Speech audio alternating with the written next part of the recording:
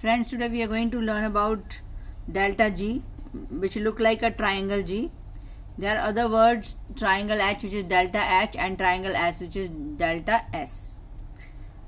This questions and this topic of protein is going to be useful for exam like CSIR, GATE, TIFR, DBT, ICMR. There are many other exams state-wise also, which help the student to get the success in different fields for a job, for doing JRF, and for their PhD and the projects under the GATE examination. The free energy triangle G or delta G of a dissolved solute depends upon different things. Here 4 options are given. We will see and select which option is the best for delta G. Delta G is called free energy. Part 1 is increases with solute concentration, B decreases with solute concentration, C is independent of solute concentration, D depends only on temperature. Now we have to choose the best one here. The best one is increases with solute concentration. Free energy will increase with solute concentration. Gibbs energy or delta G is expressed as amount of energy capable of doing work during a reaction at a constant temperature and pressure. Delta G determines whether a reaction is spontaneous, non-spontaneous or in equilibrium, and this is the formula for it. Delta G is equal to delta H minus temperature delta S. We have to note down in the mind for our knowledge and to increase our knowledge. It depends that we have to practice again and again and read the topic again and again and go through the topic by seeing and opening the video again and again. The knowledge is the thing which cannot be steal. It increases with more learning and by sharing it to others. Change in free energy or delta G is equal to total energy change in system, which is written in the bracket enthalpy triangle H or delta H. Delta H is said to be enthalpy minus temperature delta S. Delta S is said to be amount of energy lost to entropy. Now, the unit of Gibbs energy is kilojoule mole minus 1. Unit of entropy S is joule kilo minus 1. Joules per Kelvin per mole. So it is necessary to convert the units usually by dividing the entropy value by 1000 so that they are measured in kJ K minus 1 mole minus 1. Here this K minus 1 and here in the entropy K minus 1 is Kelvin per mole. Now this table is there to understand the Gibbs free energy and how it depends. Delta G, which is Gibbs free energy, could be negative, 0 or positive, and it depends upon reaction behavior. What happens in that? When triangle G is negative, it proceeds spontaneously to the right. If delta G is negative, the forward reaction is spontaneous. And if Gibbs energy is 0, it means the reaction is at equilibrium. Is it at equilibrium? If Gibbs or delta G is 0, the system is at equilibrium. It is underlined by red line. Positive, if Gibbs energy is positive or delta G is positive, it will not proceed at all. If Gibbs energy is positive, the reaction is spontaneous in the reverse direction. Relation between enthalpy, entropy and Gibbs energy. As I told you above also, this is the formula. Same formula is written over here. Gibbs energy is equal to enthalpy minus temperature delta entropy.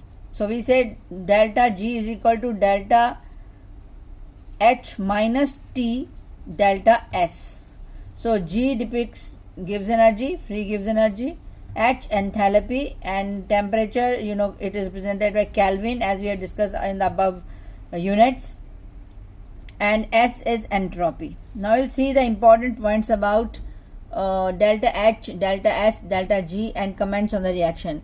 If the delta H is negative and the entropy is positive and Gibbs energy is negative, reaction will always be spontaneous.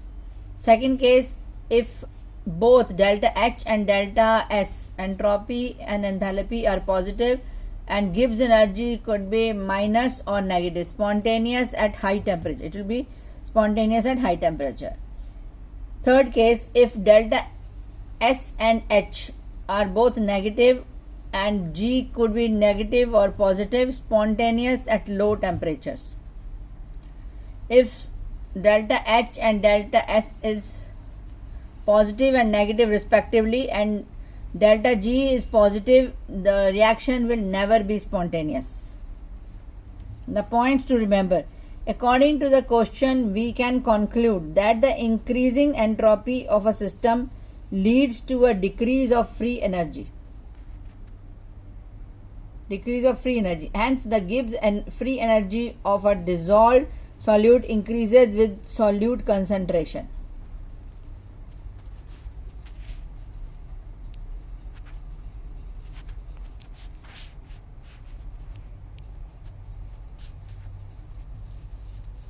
Depicted below is a phylogenetic tree of a selected taxa. Here is the phylogenetic tree, which is showing some arrows and grouping of it. On the top it is shown group X and lower part it is showing group Y. Based on the above, which one of the following statement is correct? Group X is a monophyletic and group Y is polyphyletic. Number 2, group X is paraphyletic and group Y is monophyletic. Third part is both group X and Y are monophyletic. Fourth, group X is monophyletic and group Y is paraphyletic. Now we have to find what is the correct thing in this.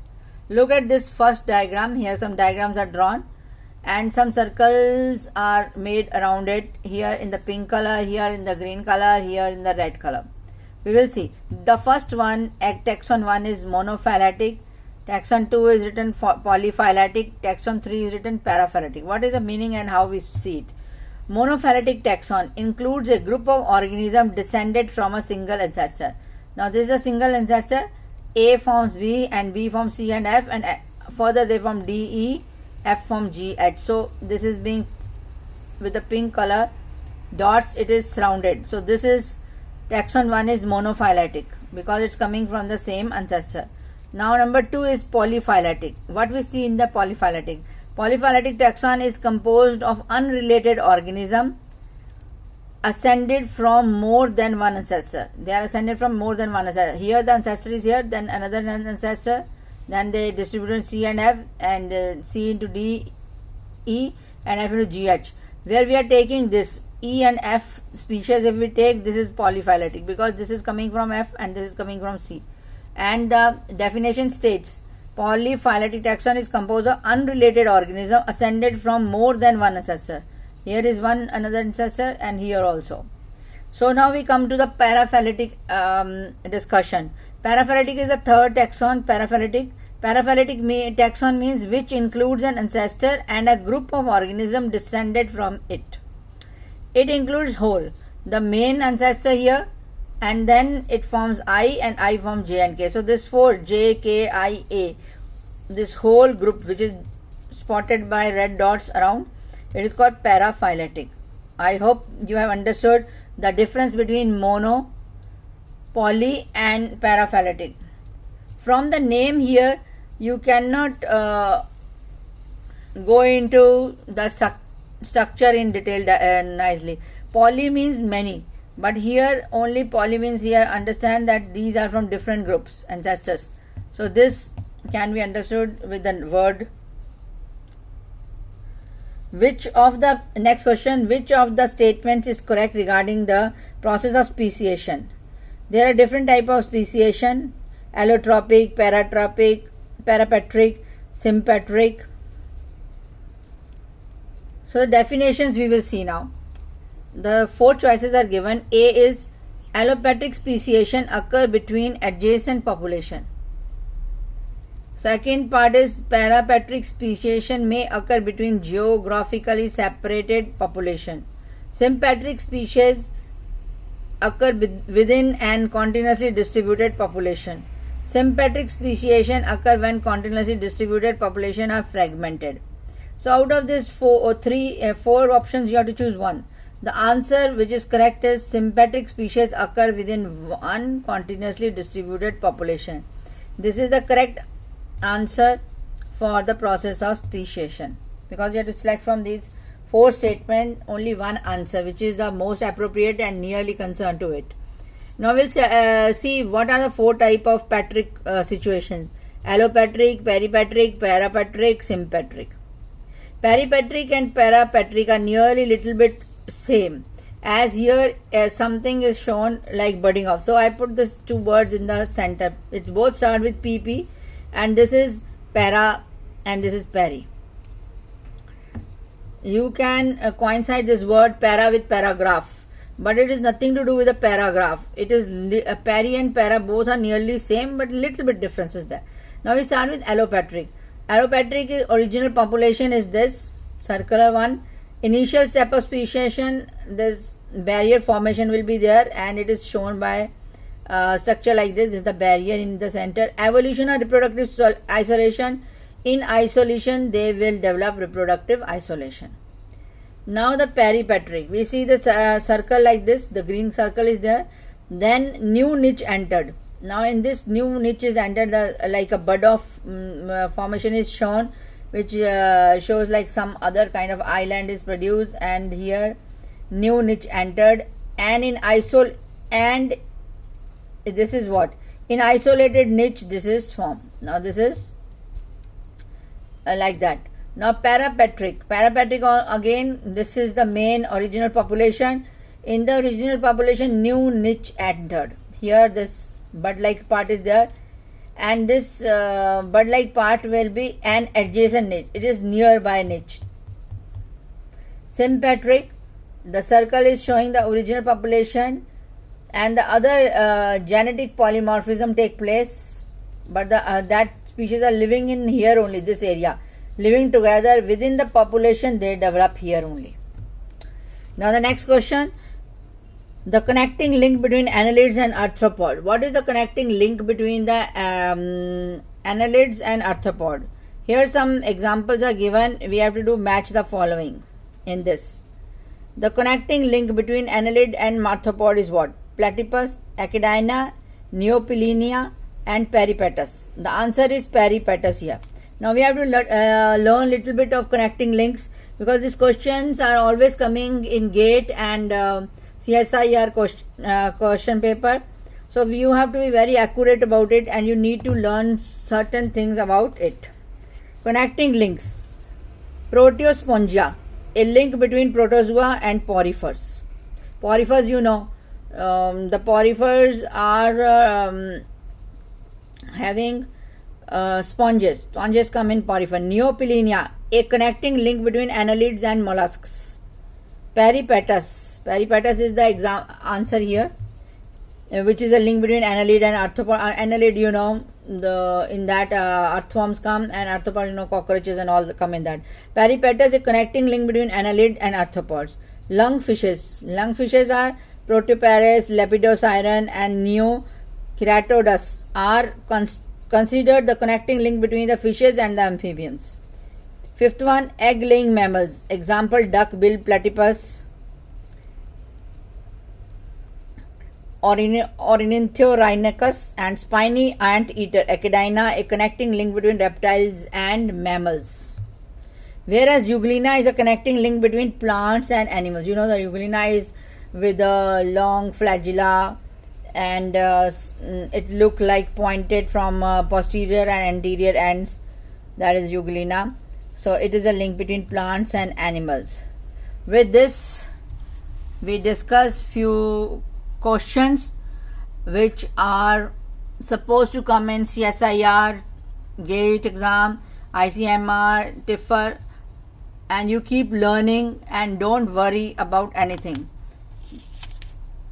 Adaptation is ultimate need to get knowledge.